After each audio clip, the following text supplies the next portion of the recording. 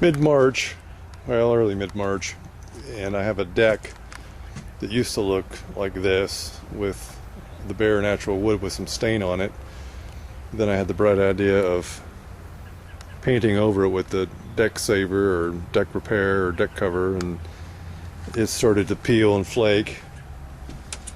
You can see in the corner.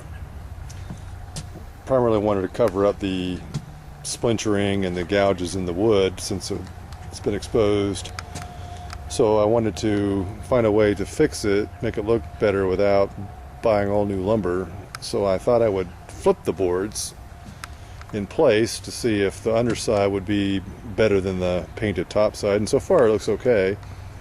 I've shown you the 5 boards that I've done already. I have another 15 or 16 to go. So I thought I'd share with you my process such that you may try it. So the first thing I do is I use this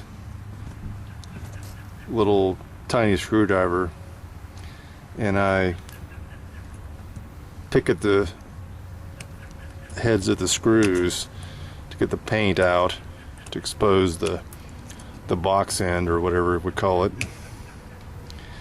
And once I've done that, I'll come back and I'll show you how I use the impact driver to remove it.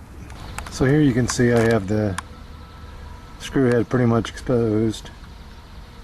And that's what it looks like after working with it, a little tiny screwdriver. And if you're lucky enough, when you put the impact driver in there and you give it some juice,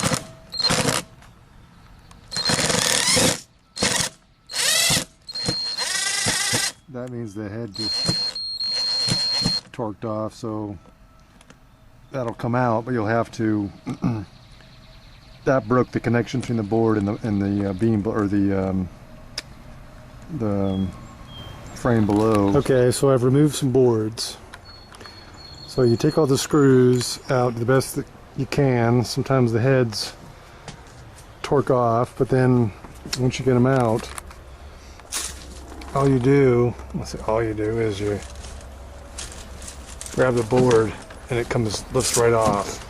So here's a board that I pulled off the deck. It's the underside of the board.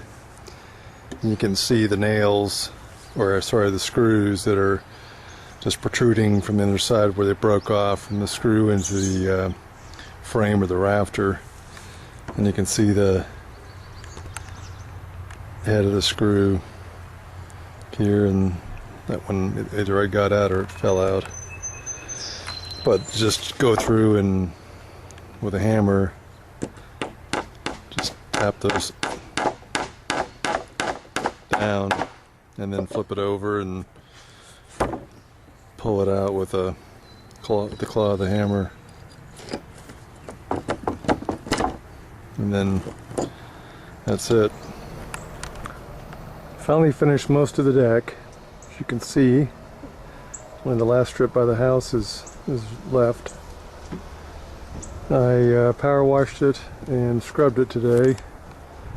The only thing that remains is the bleed over stain from when I originally stained the top side of the board. It's kind of bled underneath and ran a little bit, and then underside of the board, so I guess I'll have to find a darker stain to stain the deck, but that's okay.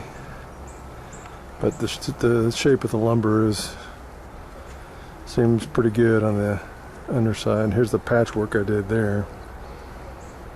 Not too bad. So I'll finish this up tomorrow, and maybe I'll post an update once I've stained it.